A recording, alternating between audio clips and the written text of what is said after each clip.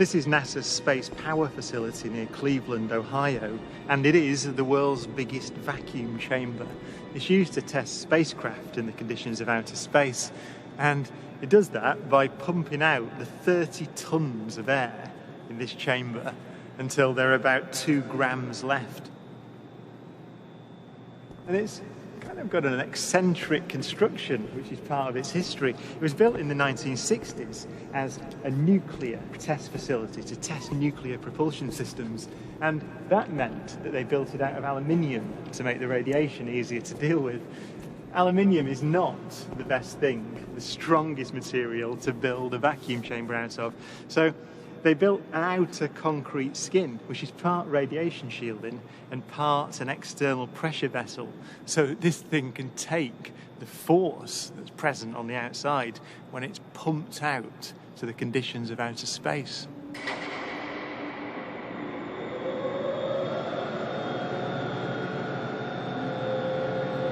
Galileo's experiment was simple. He took a heavy object and a light one and dropped them at the same time to see which fell fastest.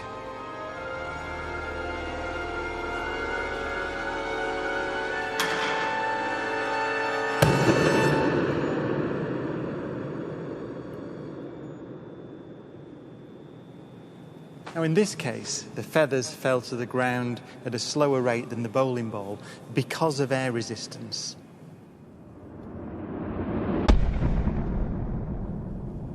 So, in order to see the true nature of gravity, we have to remove the air.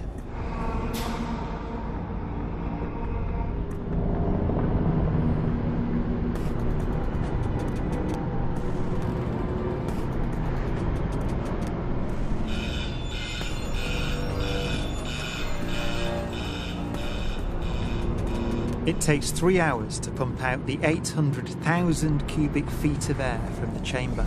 Okay, we dropped 2 millitorr in the last 30 minutes. But once it's complete, there's a near perfect vacuum inside. 6104 manual, 10% open.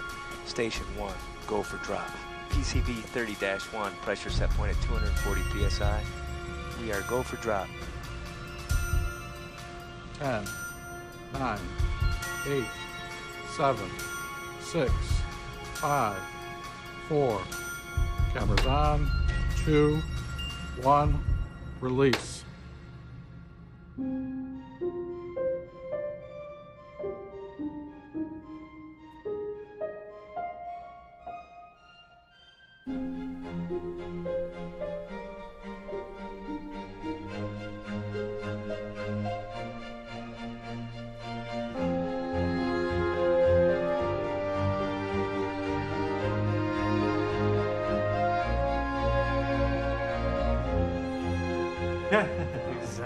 Look at that.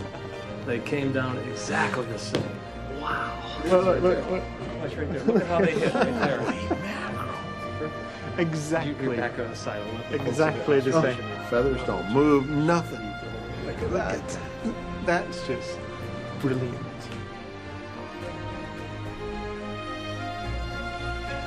Isaac Newton would say that the ball and the feather fall because there's a force pulling them down. Gravity. But Einstein imagined the scene very differently. The happiest thought of his life was this. The reason the bowling ball and the feather fall together is because they're not falling. They're standing still. There is no force acting on them at all.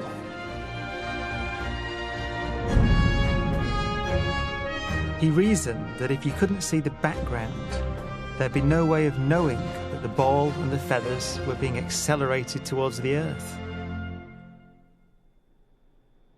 So he concluded they weren't.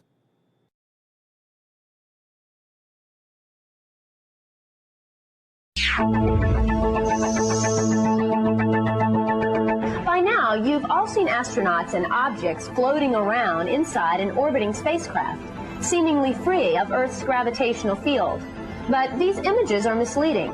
In fact, these objects are actually not floating, but in a state of continuous freefall. Any object in free fall experiences microgravity, or weightlessness, which occurs when the object falls towards the Earth.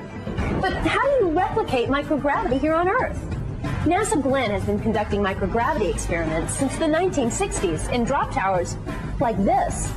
These facilities rely on free fall of the experiment to produce a microgravity environment. Here, NASA can test experiments in a reduced gravity environment, similar to orbiting in space.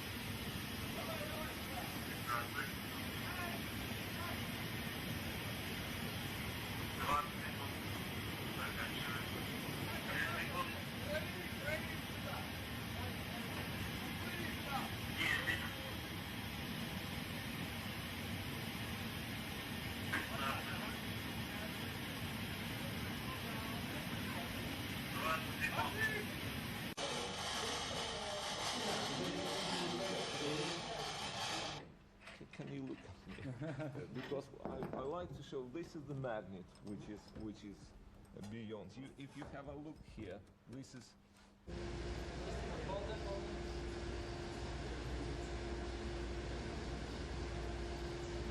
I touch it, it jumps. But I don't know. Yeah, this is it. Yeah, there you go. Leave it. So that was me. I checked. Yes. Good. Oh, great. This is a nice. Yeah, this is it. This is it. Don't walk, don't touch anything, please. It says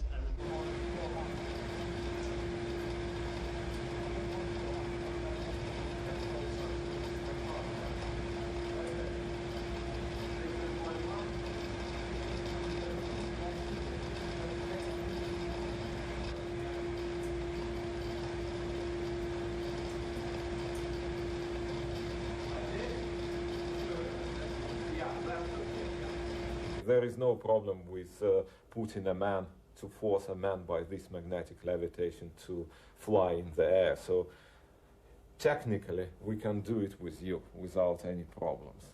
We put it here, let's put it here. As you see, it's alive and moving quite happily. No tricks.